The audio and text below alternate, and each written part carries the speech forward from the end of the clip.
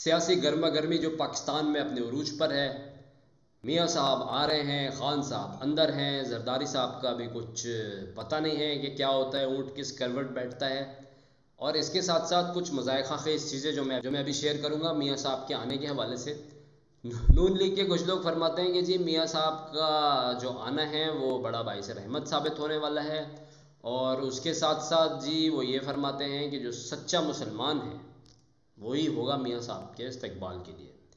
तो ये बड़ा पुराना वतीरा है नून लीग का कि हर चीज़ को रिलीजन के साथ जोड़ देना। ठीक है, जो मतलब अब ये भी बताया, उनकी परवाज़ का नाम रख दिया गया है कि उम्मीद है पाकिस्तान कुछ करके। तो अब वो क्या उम्मीद है जो पहले कभी नहीं पूरी हुई और अब पूरी कैसे होगी, इस एज के अंदर आकर वो क्या कर पाएंगे। तो मुझे बड़ा डाउट है। मैं समझता हूँ कि जो इस एज में तो मेरे ख्याल में उनको वैसे ही रिटायरमेंट ले लेनी चाहिए थी, क्योंकि आई डोंट थिंक सो कि वो आगे जाके जो है कोई सियासत कुछ संभाल पाएँ। लेकिन अब उनका वही बयानियाँ, जो वो पुरानी चीज़ें जो लेके आते थे कि जी हाँ मैं ये ठीक कर दूंगा, वो ठीक कर दूंगा, ये ठीक कर दूंगा। और वो अगर किसी ने बॉलीवुड की मूवी देखी हो नायक, तो उसके अंदर अगर आप देख लें वो कैसी सियासत होती है, क्या होती है, तो वो चीज़ें आपको काफ़ी मिलती जुलती नज़र आ जाएंगी। तो अब कितनी हद तक ये चांसेस हैं कि वो वज़ीर आज़म बनेंगे अभी, या अब आने के बाद उनको कोर्ट बेल ग्रांट करेगा, या फिर उनके ऊपर कोई दफ़ा आयद कर दी जाएगी और उनको फिर से जेल का सामना करना पड़ेगा। तो ये चीज़ें तो अब उनके आने के बाद ही पता चलेंगी। लेकिन नून लीग ले रही है बेल बिफोर अरेस्ट वाले जो चक्कर हैं वो सब उनके अंदर भी काम कर रही है। ऑब्वियसली उनके भी लॉयर्स हैं, उनकी पूरी टीम है, तो वो बड़े तरीके के साथ काम करेंगे। हर कोई चाहेगा मियाँ साहब को बचाना। लेकिन होता क्या है, हतमी चीज़ तो उनके आने के बाद ही पता चलेगी। और वो अब इस्टेब्लिशमेंट के साथ चल सकते हैं या नहीं चल सकते हैं, क्वेश्चन। और क्या इस्टेब्लिशमेंट की कोई और पार्टी चॉइस होगी, क्या पीपल्स पार्टी चॉइस होगी, क्वेश्चन। तो ये वो सवालात हैं जिनके जवाबात आने वाले दिनों में दिखेंगे। और मेरा एक बहुत बड़ा सवाल, मैं तो इसी चीज़ के ऊपर अभी सवालिया निशान है कि इलेक्शन कब होंगे। एक और ख़बर ऐड करता चलो, खान साहब को इजाज़त दे दी गई है अपने बच्चों से बात करने की टेलीफोन कॉल के ऊपर। और मेरा ख्याल में वो शायद पता नहीं कल परसों के अंदर कहा गया कि शायद उसको करा सकते हैं, या जो भी चीज़ें, देखें अभी आगे क्या होता है। तो एक और ख़बर ऐड करता चलूँ, डॉलर जो मुसलसल नीचे जा रहा था और पाकिस्तानी करेंसी उसके मुकाबले में ताकतवर हो रही थी, एकदम से जो है डॉलर ने थोड़ी सी ब्रेक लगाई है और कुछ पैसे जो है वो ऊपर गया है।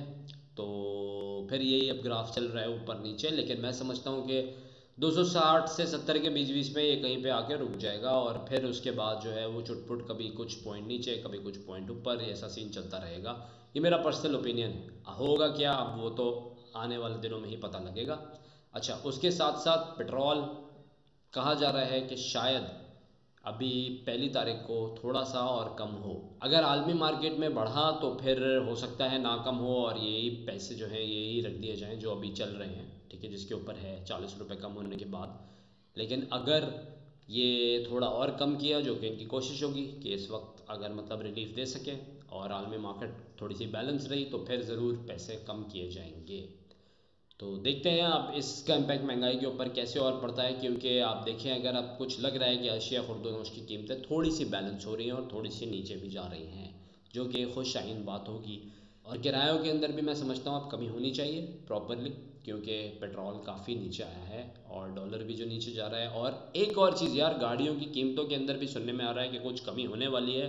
किया ने कुछ प्राइसेस कम की थी, पेकांटो के अंदर कम किए, स्पोर्टेज के अंदर कम किए। बाकी की कंपनीज क्या करती हैं और उनकी क्या स्ट्रेटजी आती है, ये अब आपके सामने आएगी। क्योंकि गाड़ियों की जो सेल है, जो नई गाड़ियां हैं, वो कोई अच्छी नहीं है। डीलर हजरात भी परेशान हैं और जो शोरूम्स बड़े बड़े खुले हुए हैं वो लोग भी काफ़ी परेशान हैं।